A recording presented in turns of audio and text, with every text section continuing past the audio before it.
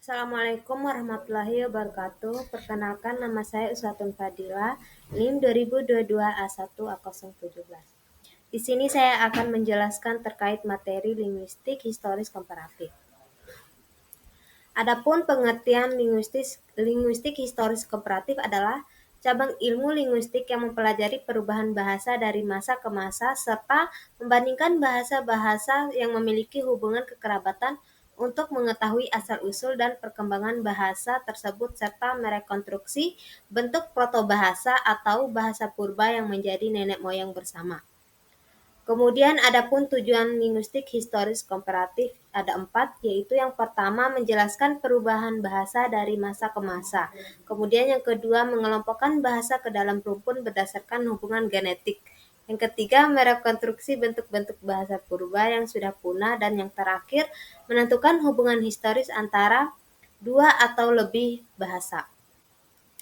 Kemudian pengertian rekonstruksi protobahasa. Rekonstruksi protobahasa adalah usaha ilmiah dan sistematis untuk menelusuri dan membentuk kembali bentuk bahasa purba yang sudah tidak digunakan lagi, dengan menggunakan evidensi atau bukti dari bahasa-bahasa turunannya yang masih hidup hingga sekarang. Definisi dari Hock menyatakan bahwa rekonstruksi ini dilakukan dengan menelaah kesamaan dan perbedaan yang muncul dalam bahasa-bahasa kerabat untuk menemukan unsur warisan bersama. Kemudian, tujuan rekonstruksi protobahasa. Yang pertama, menemukan bentuk asli dari kata, bunyi, atau struktur gramatikal dalam rumpun bahasa. Yang kedua, menelusuri asal-usul hubungan kekerabatan antar bahasa. Yang ketiga, mengisi kekosongan sejarah bahasa yang tidak terdokumentasi secara tertulis. Kemudian yang terakhir, merekonstruksi budaya dan migrasi penutur melalui bukti linguistik.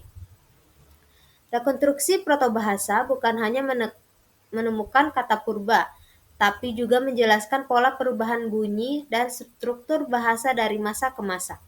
Proses ini memungkinkan kita memahami sejarah bahasa dan hubungan antar bahasa dalam satu rumpun. Kemudian selanjutnya hubungan kekerabatan bahasa Jawa dan bahasa Sasak. Bahasa Jawa dan Sasak keduanya termasuk dalam rumpun bahasa Austronesia, lebih tepatnya cabang Malayo Polinesia Barat. Bahasa Jawa termasuk dalam kelompok Jawa Sundik. Bahasa Sasak termasuk dalam kelompok Bali, Sasak, Sumbawa atau BSS. Artinya kedua berasal dari satu nenek moyang yang sama, yaitu Proto-Austronesia, tetapi berkembang dalam cabang yang berbeda. Beberapa kosakata dalam bahasa Jawa dan Sasak memiliki bentuk yang mirip karena berasal dari sumber yang sama. Contohnya kata air, bahasa Jawanya yaitu banyu, bahasa Sasak aik atau banyu. Kemudian kata makan, bahasa Jawanya mangan, bahasa Sasaknya mangan. Yang ketiga contohnya kata mata, bahasa Jawanya meripat, bahasa Sasaknya mata. Kemudian kata dasarnya tangan, bahasa Jawanya tangan, bahasa Sasaknya tangan. Kemudian yang terakhir kata kaki, bahasa Jawanya sikil, bahasa Sasaknya sikil. Bahasa Jawa dan Sasak adalah bahasa kerabat dalam rumpun Austronesia. Hubungan ini dibuktikan melalui kesamaan fonologi, morfologi, dan kosakata dasar.